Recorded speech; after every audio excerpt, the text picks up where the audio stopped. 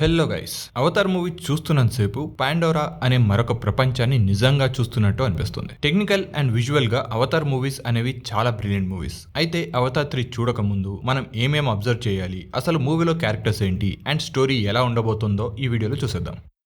Pandora అనే world actually మన earth లాంటి ప్రాణులుండే ప్లానెట్. ప్లాంట్స్, యానిమల్స్, ట్రైబ్స్ అన్ని ఏవాతో కనెక్ట్ అయి ఉంటాయి, అంటే ప్రాణంతో ఉండే ప్లాంట్. ఇది పాండోరాకి హార్ట్ అండ్ బ్రెయిన్ లాంటిది. అవతార్స్ ని నావీ అంటారు.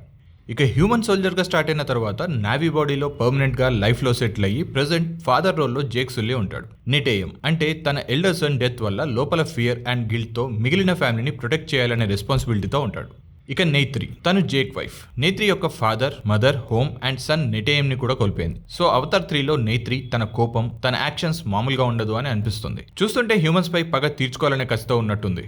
లోఆక్, తను జేక్ కి సెకండ్ సన్. తను పార్ట్ 2 నుండి భయంగా లోలో ఉన్న ఫీలింగ్ తోనే కనిపిస్తాడు. బట్ అవతార్ 3లో తను ఒక లీడర్ లా మారే ఛాన్స్ ఉంది, ఎందుకంటే పార్ట్ 2 ఎండింగ్ లో తను తన స్ట్రెంగ్త్ తెలుసుకున్నాడు. కానీ నెటేయం డెత్ అతన్ని చాలా ఎమోషనల్ చేసింది. ఒక విధంగా ఆ డెత్తే తనని చాలా బ్రేవ్ గా మారేలా కూడా చేసింది.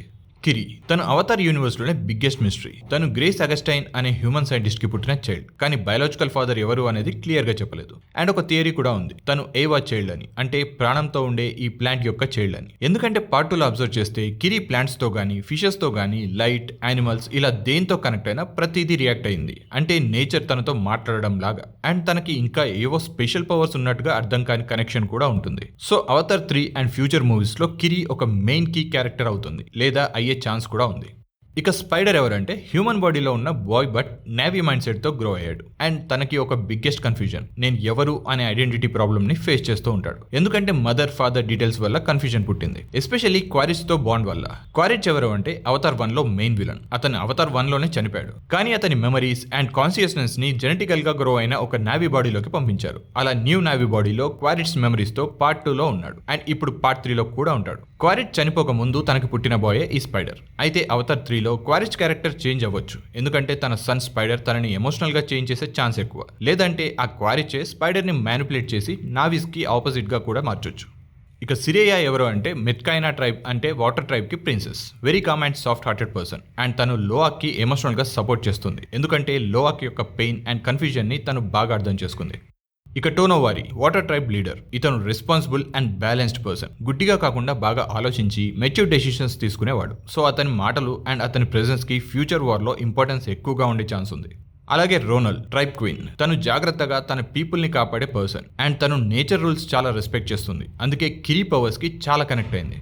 ఇక fire tribe, ash people. Pandora గ్రహంలో ఫైర్ సైడ్ లో సర్వైవ్ అయ్యే ట్రైబ్. వీళ్ళని అవతార్ 1 అండ్ 2లో చూపించలేదు. వీళ్ళు mostly strong battle mind set తో, ఫైర్ ఆధారంగా ఉండే ఆచారాలతో ఉంటారు. అలాగే డిఫరెంట్ సర్వైవల్ మైండ్ సెట్ తో కూడా ఉంటారు. ఈ యాష్ పీపుల్ ని అబ్జర్వ్ చేస్తే మొత్తం నవీ కల్చర్ లో డార్క్ సైడ్ లో ఉండేలా కనిపిస్తున్నారు. అలా అని బ్యాడ్ పీపుల్ అయితే కాదు. పార్ట్ 3 ఎక్కువగా ఈ ట్రైబ్ చుట్టూ తిరిగేలా కనిపిస్తుంది. అయితే వీళ్ళు నవీకి సపోర్ట్ చేస్తారా ఆర్ హ్యూమన్స్ కి సపోర్ట్ చేస్తారా అనేది చూడాలి.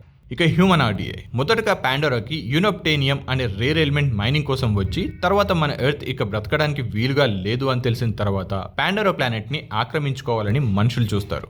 అవతార్స్ పాయింట్ నుండి చూస్తే ఈ హ్యూమన్స్ బిహేవియర్ డేంజరస్ గా కనిపిస్తుంది, కానీ రియల్ రీజన్ సింపుల్. వాళ్ళకి కొత్త ఇల్లు, అంటే జీవించడానికి ఒక కొత్త ప్లానెట్ కావాలి. సో ఇది ఈవిల్ కన్నా డెస్పరేట్ సిచ్యువేషన్ లా చూడాలి.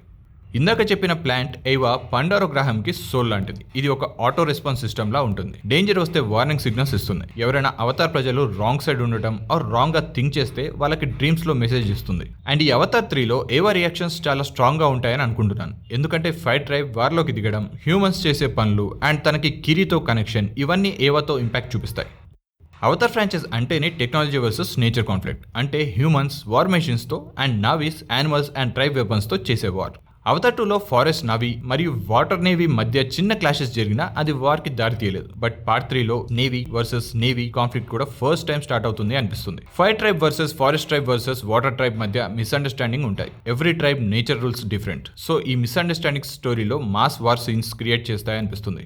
ఒక రకంగా చూస్తే కొత్తగా వచ్చే యాష్ ట్రైబ్ వాళ్ళు అవతార్ 3లో విలన్స్ లాగా కనిపిస్తున్నారు. అలాగే humans Navi bodies and Avatar tech ని యూజ్ చేసి వాళ్ళ బాడీస్ ని ఎక్కువగా హైజెక్ చేసి వాళ్ళకి అనుగుణంగా ఉండే చాలా నవీ సోల్జర్స్ ని క్రియేట్ చేసేలా ఉన్నారు. మూవీలో ల్యాండ్, వాటర్, ఎయిర్ యానిమల్స్ చాలా ఇంపాక్ట్ క్రియేట్ చేస్తాయి. అలాగే ఈ ఫిలింలో వరంగ్ అనే కొత్త క్యారెక్టర్ ఉండబోతుంది. తను ఫైర్ యాష్ ట్రైబ్ కి లీడర్. అవతార్ ఫ్రాంచైజ్ లోనే చాలా ruthless and most dangerous character అని అంటున్నారు. అలాగే జేక్స్ డెత్, క్వారిట్స్ డెత్ అండ్ ఇంకా కొన్ని మేజర్ సీన్స్ ఉంటాయని రూమర్స్ కూడా ఉన్నాయి. ఇవే జరిగితే ఫ్రాంచైజ్ షేక్ అయిపోతుంది. అవతార్ 1 దాదాపు 26,000 కోట్లు, అవతార్ వే ఆఫ్ వాటర్ 20,000 కోట్లు కలెక్ట్ చేశాయి. డెఫినెట్లీ అవతార్ 3 ఆ రెండింటిని క్రాస్ చేస్తాయనే ఎక్స్పెక్టేషన్స్ అయితే ఉన్నాయి. మరి రిలీజ్ అయ్యాక ఎలా పర్ఫామ్ చేస్తుందో వెయిట్ చేసి చూడాలి. ఈ డిసెంబర్లో రిలీజ్ అవుతున్న ఈ పార్ట్ 3 కోసం మీరు ఎంత వెయిట్ చేస్తున్నారో తెలియదు, కానీ నేను మాత్రం చాలా వెయిట్ చేస్తున్నా. సరే, మళ్ళీ ఇంకో వీడియోతో కలుసుకుందాం. అప్పటిదాకా బాయ్.